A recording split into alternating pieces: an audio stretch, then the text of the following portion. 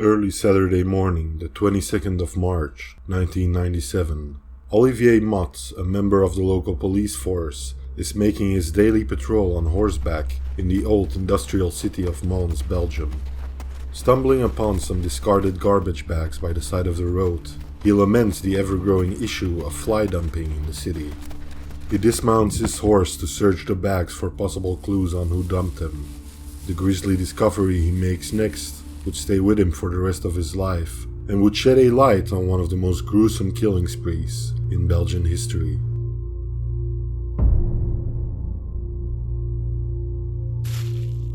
If you like our content and would like to see more, please consider subscribing or leaving a like, and join the discussion in the comments.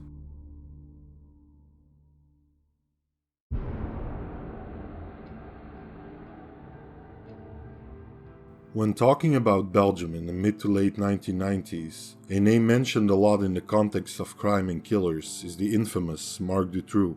However, around the same time, an as yet unidentified prowler roamed the streets of Belgium, later dubbed the Butcher of Mons. The killer's brutal modus operandi soon became apparent to mounted police officer Olivier Mott as he opened a garbage bag by the side of the road and discovered several human arms, legs and thighs. No sign of a torso or a head. During the next couple of days it became clear that someone had dumped several of these bags throughout the city of Cuzmet, part of Mons. A total of 9 more garbage bags filled with assorted body parts were found that day. 1 more was found on each of the 2 following days. The first thing detectives and medical examiners noticed about the body parts was that they were removed with an almost surgical precision. They figured the person they were dealing with had at least some experience as a surgeon or possibly a butcher or hunter. It should be noted that later testimony by other members of the police force contradicted this and found the cuts to actually be sloppy and done by someone who had no prior experience. 3 weeks later, another set of bags is found, this time in Havre, a sleepy village to the east of Cuzmet. The bags they found were stuffed away in an abandoned gunpowder factory. For the first time in the case, one of the bags contained an actual head of one of the victims. Later identified as Nathalie Godard, she would turn out to be only one of at least 5 women brutally murdered, butchered, and scattered around the Mons area.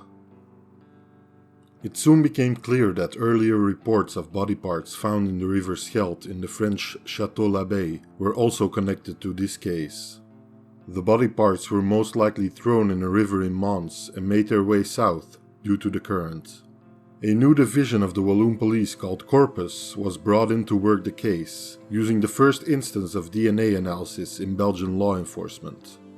Eventually, all 5 women would be identified, even though only 1 head was retrieved. The cause of death for each one of them was found to be strangulation. 46-year-old Carmelina Rousseau, working at the time of her disappearance in January of 1996 at a local supermarket and selling lingerie door to door, was said to have suffered from a heavy depression. Only her pelvis was discovered in a garbage bag after being dumped in a river. 43-year-old Martine Bon, reported missing in July of 1996, a former prostitute who stopped her line of work after getting into a car accident. Her torso was found in a bag dumped in a local river called the Heine. 33-year-old Jacqueline Leclerc disappeared with no trace around Christmas of 1996, also a former prostitute and single mother of 4 who worked as a cleaning lady, struggling to make ends meet. Some of her remains were found dumped in garbage bags on the side of the road. 21-year-old Nathalie Godard, missing since March of 1997. After a tumultuous divorce, she spiraled into substance abuse and started hanging around with the wrong crowd. Her daughter was also taken from her care after neglect charges. Some of her limbs were found in the original 9 garbage bags linked to the case. Later, her head was found in Havre. 38-year-old Begonia Valencia, never seen again alive after July of 1997.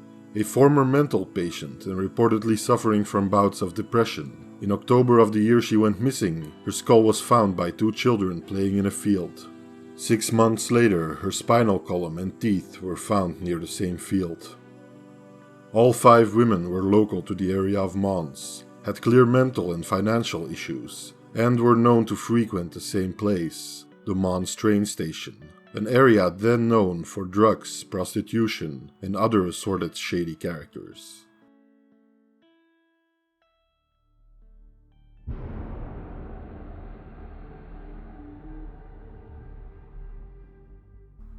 Police initially had no real direction in their search, but did manage to release a likely profile of the culprit. He was most likely male, between the ages of 35 and 40 years old. He was assumed to be hyper-intelligent, and had a strong hate towards women. He must have had a large car, van, or truck, knows the local area, and owns a large property. The detectives figured he couldn't have transported the bags on foot, since there were numerous ones, spread over a relatively large area. Considering the nature of the gruesome acts he committed, the man must have had access to a large, possibly secluded area, and most likely lived alone. One interesting theory, first brought into the public eye by locals, points to a nearby NATO military location. Soldiers from abroad, primarily from the US, were stationed here, and usually left again after a stint of 2 years. The same approximate amount of time the murders were carried out over, after which they abruptly stopped. Detectives never followed up on this possible lead, or if they did, they never released anything to the public. A person that caught the eye of law enforcement some months after the discovery of the bodies was Leopold Bogart, also known locally as the Gypsy. Bogart would spend his time, often up to no good, hanging around Mons Station. He was at least familiar with all the victims, and was the last known boyfriend of one of them, Nathalie Godard. Bogart was subsequently arrested and is until this day the only person that ever served time in jail for the gruesome crime. After several months, however, he was found to have a solid alibi for most of the disappearances. He also was not in possession of a car and didn't own any property. After police couldn't match his DNA to any of the evidence, Bogart was officially ruled out as a suspect. Another possible lead involves the man Smile Tulja, a 70-plus-year-old man from Montenegro who was found to have killed someone in Albania, cutting up the body and dumping it in garbage bags. 9 years earlier, the man lived in Brooklyn, New York, and was caught red-handed while dropping off garbage bags filled with the cut-up human remains of Mary Beale. After fleeing the country, the exact whereabouts of Smile Tulja became hazy. What is known is that he traveled Europe sometime before going back to his home country of Montenegro. One of his stops is reported to have been Virton in Belgium, a small city located about 200 kilometers from Mons.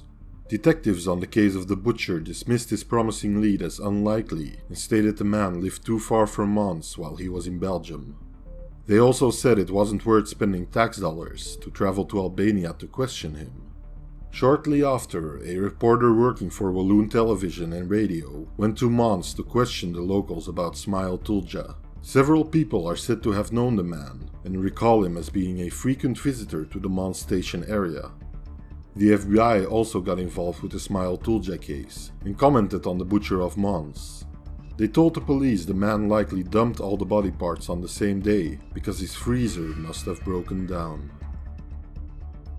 Our last theory for today, one that I personally found to be very underreported and not even discussed, involved a local mental health institution. After looking more into the background of the unfortunate victims, it appears they were all committed to the same institution in the years previous to the murders.